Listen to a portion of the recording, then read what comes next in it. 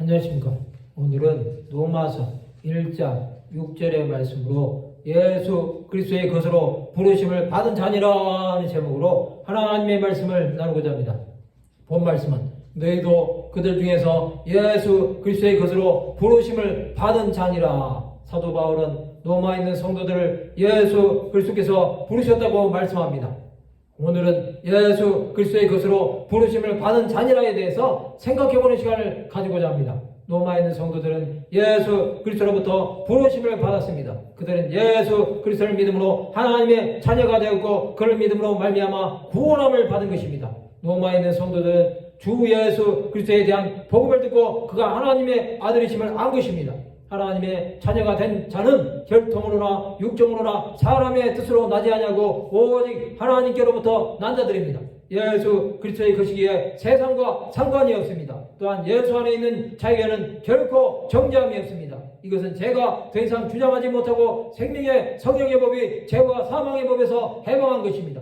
그리스도는 의와 생명이 되십니다. 요한복음 5장 24절에 보면 내가 진실로 너에게 이르노니 내 말을 듣고 또 나 보내신 이를 믿는 자는 영생을 얻었고 심판에 이르지 아니하나니 사망에서 생명으로 옮겼느니라. 또한 예수 그리스도의 것으로 부르심을 받았기에 하나님의 자녀의 신분을 누리며 삽니다. 베드로전서 2장 9절에 보면 그러나 너희는 택하신 족속이요 왕같은 제사장들이요 거룩한 나라요 그의 소유가 된 백성이니 이는 너희를 어두운 데서 불러내어 그의 기이한 빛에 들어가게 하시니에 아름다운 덕을 선포하게 하려 하심이라.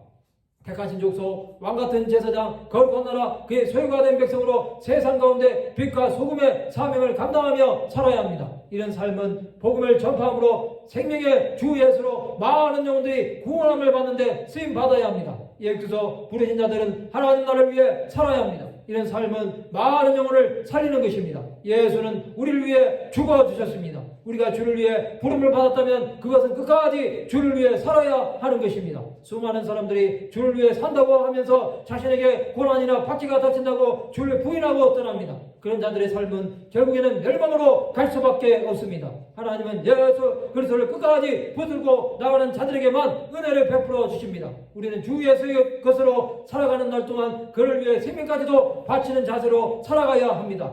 그럴 때 하나님은 좁은 길로 가는 주의 백성들에게 하나님의 자비하심을 보여주심으로 영원한 구원에 이르게 하실 것입니다. 성도 여러분, 우리는 예수 그리스도의 것으로 부르심을 받은 자들입니다. 이런 자들은 모든 삶의 영역에서 주를 위해 자신을 부인하고 주를 따라가야 합니다. 그런 삶을 살 때 하나님의 뜻을 이 땅에 온전히 이루는 자들이 될 것입니다. 하나님은 우리가 이러한 삶을 살기를 끝까지 원하십니다. 말씀을 마치고자 합니다. 예수 그리스도의 것으로 부르심을 받은 자의 삶을 살아 주를 위해 죽기까지 복종하는 하나님의 백성들이 되시기를 주님의 이름으로 축원합니다.